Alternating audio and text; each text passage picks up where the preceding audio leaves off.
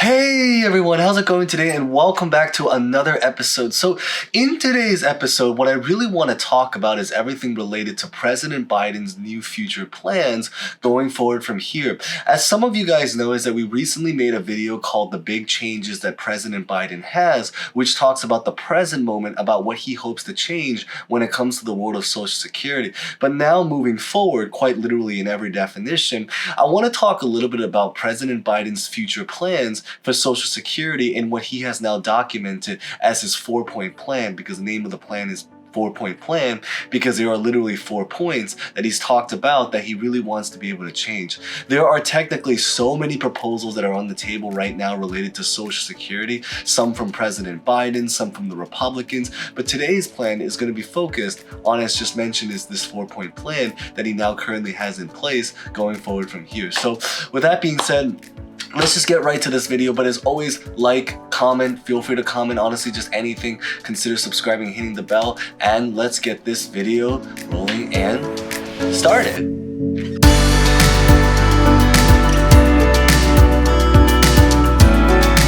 So the first change that President Biden really has planned going forward from here, and again, this is a proposal, so this is not definitely set yet. This is just a plan that he hopes to try to implement for the future. And we're going to share some personal thoughts again at the end. So even if you've seen another video, hopefully there's still something unique to get out of this video.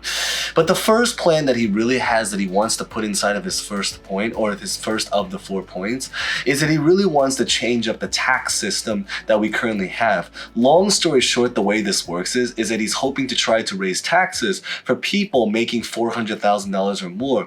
But additionally, there's also one more interesting change, or rather same thing that he's trying to keep, which is really about the fact that he wants to make it so that the income that goes between $160,200, so $160.2K, to $400,000 or $400K, and ends up becoming untaxed. So what this really means is that you guys probably know, but just a quick, explanation to this, is that when it comes to calculating income taxes, the way they calculate income tax is really based off of brackets.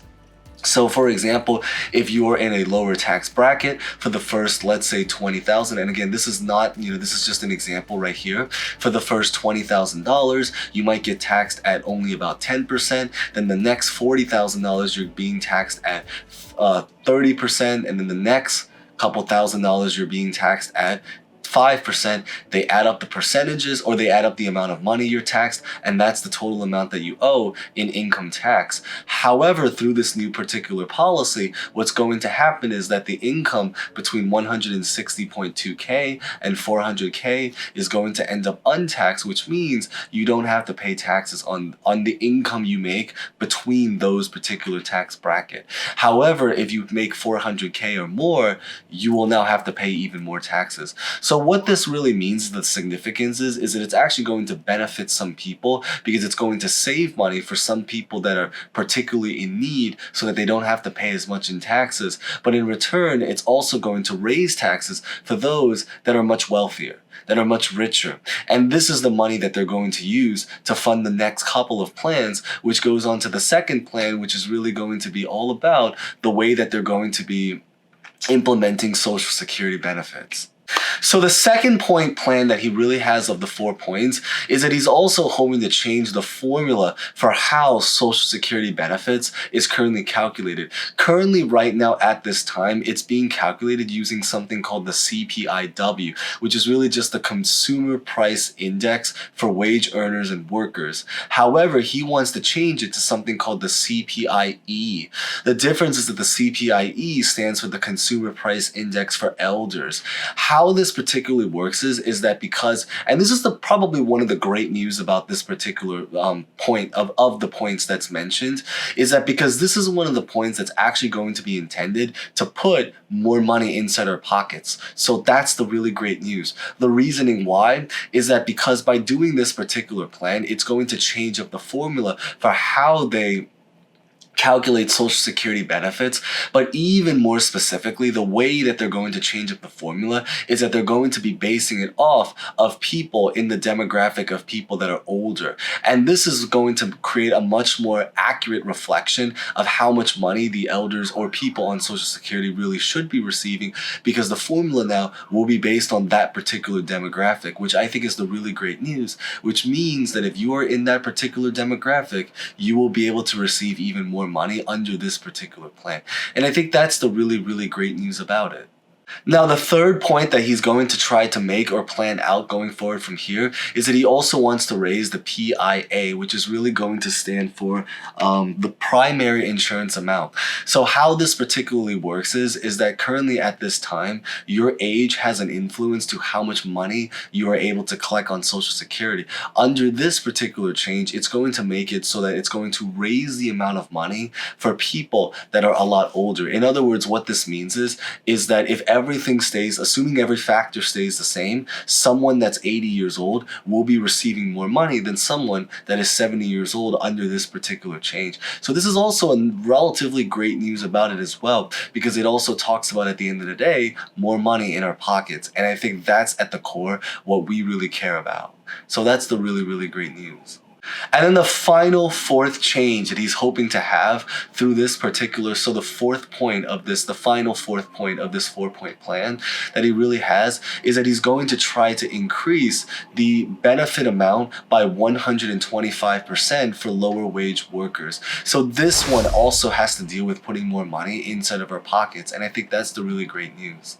How this one particularly works is that he's going to raise the minimum benefit amount, which means that the amount of money that you're going to be able to receive on Social Security, or the guaranteed baseline amount of money, is going to also go up as well. So it's basically saying that if you are someone that currently is making minimum wage, or in this particular case, minimum pay off of Social Security, that amount of money is going to be able to go upwards now, because the minimum amount of pay is going to go upwards, as the name suggests, and specifically by 125%. So if you're someone that currently is collecting $100 off of Social Security, just for simple math, because hopefully you're collecting a lot more than $100, now you will be able to receive $125. And I think that's the really, really great news about it. So there's just a lot of really great points that I think is going to potentially come if this plan is going to go through. Key word is if this plan is able to go through, which probably leads on to the final thing that we're really going to talk about for the rest of this video, which is really about my personal thoughts and whether or not I think, and not just what I think, but also what Congress thinks and the politicians thinks is probable of whether or not this is going to physically go through. So the current situation right now at this time is that what's really cool is that there are actually people from both parties that really support this, mostly from the Democratic Party, but a few from the Republican Party as well.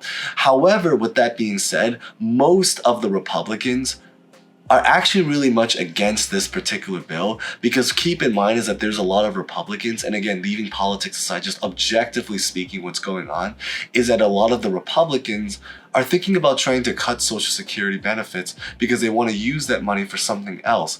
The other important point to make about this particular bill is that it's kind of an interesting bill because it's raising the amount of money that people are able to make on Social Security benefits, but it's also going to increase the funding amount for Social Security to actually fund these particular programs, which means that the final net value is going to really just balance itself out. What I really mean by this, and maybe just to put an example out there, is that it's going to increase the amount of money that Social Security physically has to distribute, and it's going to actually distribute more money, but it's not necessarily going to make Social Security collectively a lot richer, because it's going to give away that money as well. So an example is, say for example, you are someone that currently makes 100K, but you want to be able to spend more money. So now you raise up your income, and now you're raised your income is raised up to $150,000, but then say, for example, your expenses or the amount of money you spend also goes up as well.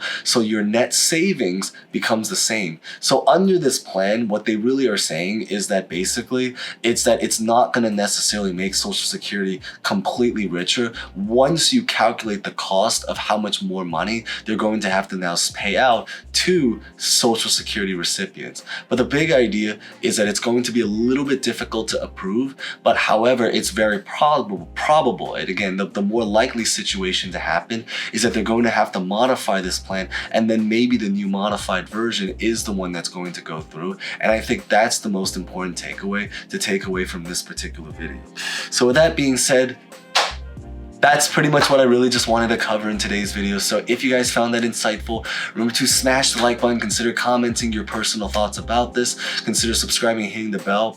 And with that being said, thank you guys so much for watching. As always, stay safe, stay well, try to stay employed or collecting Social Security, and hope to see you guys next time. Thank you guys so much again.